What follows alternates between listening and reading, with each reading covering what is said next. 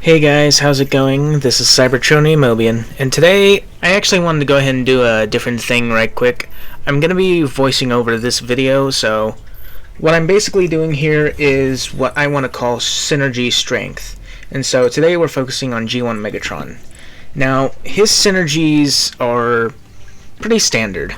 So we have our lieutenants, which is Megatron gaining new abilities, and his lieutenants gaining plus 80% armor and 8% attacking rating. So for our lieutenants, we have Starscream and Shockwave, and for our other synergy, we're using Till All Is Ours, which means all Decepticons gain plus 10% attack rating against Autobots.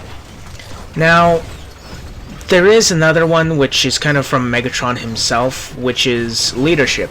Acting as a beacon of leadership for the team, all lower tier teammates gain 10% armor rating.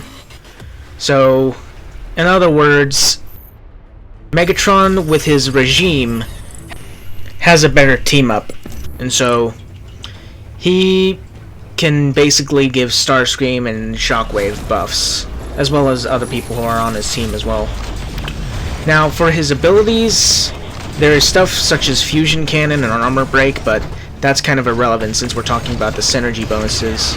However, for Shockwave and Starscream specifically, I've always seen that in the raids they have us do, they typically involve him after finishing a melee combo. They would have the other bots either have less of a chance to gain more power, or I can't think of the other, but I'm pretty sure it has something to do with attack. Oh right, there was also stunning the enemy during the debuff part.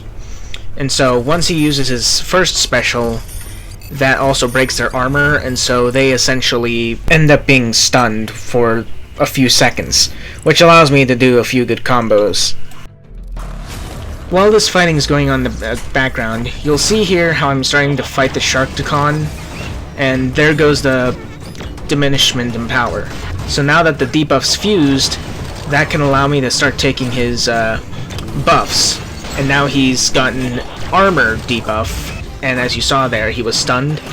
So now I can basically start draining him of his buffs. So you see there, I took his energy and I also took part of his armor. And that's how you win that one. Now, because Megatron is a tactician, he can't really fight things such as demolitions, I think they're called. And so, for a lot of those, he's ill-equipped to face. Now, he could probably steal their buffs and counter them, but at some points, that's just useless for some.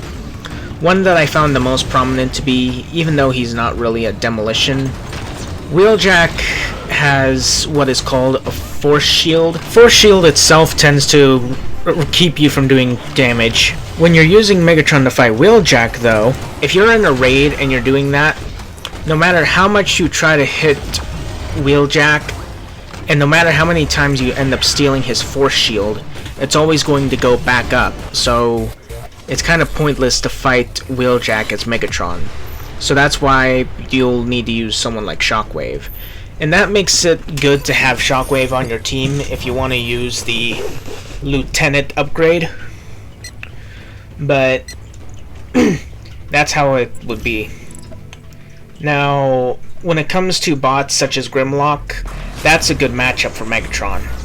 Every time Grimlock gets a debuff that essentially starts draining his HP, he'll gain a buff that allows him to do more damage and get rid of the other debuff, which is what's called Purification. Let me check this right quick. It's Dino Rage, which is more of a passive. Grimlock shrugs off damaging debuffs and has a 100% chance to activate a plus 13.4% melee buff for 5 seconds. But if you're using someone like Megatron, you can essentially eat up a lot of those buffs and use them against him. So that does make it easier to fight him as Megatron. And I think I should also make it known that although Grimlock can purify damaging debuffs, that doesn't mean he can't shrug off things such as power draining or weakening armor, or whatever. That's what I'll call it. So that's what makes warriors bad against Grimlock. But for Megatron, it's like beneficial. Now, in this last fight against Dinobot, I'll have to admit I lost the first time around. But if you focus on part of this, you'll probably notice that during the fight, I actually end up taking a lot more of his buffs, if I remember right. I have to watch it from here, so I'll just let it play out. One of the things I found most annoying about fighting Dinobot is that he tends to block. So with his blocking, he can drain your health as well as drain the armor. Well, it doesn't matter if you have armor. No matter how much armor you have, you're not going to be able to beat Dinobot by just going in all willy-nilly, because he's going to end up draining your health, and eventually you're not going to win the fight.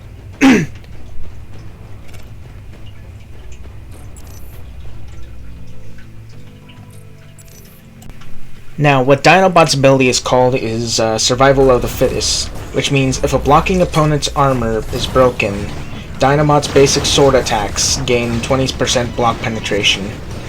So, he can block your attacks and weaken your armor, so anytime he attacks you, he can drain that from you as well. And you see here, I have taken his repair buff, and even if I'm getting more damage than I am actually healing, that doesn't really matter that much because I'm starting to eat away at his buffs for myself. And so, as I finish the fight here, I gained the last debuff and I knocked out Dinobot. And so, that's essentially the beneficial...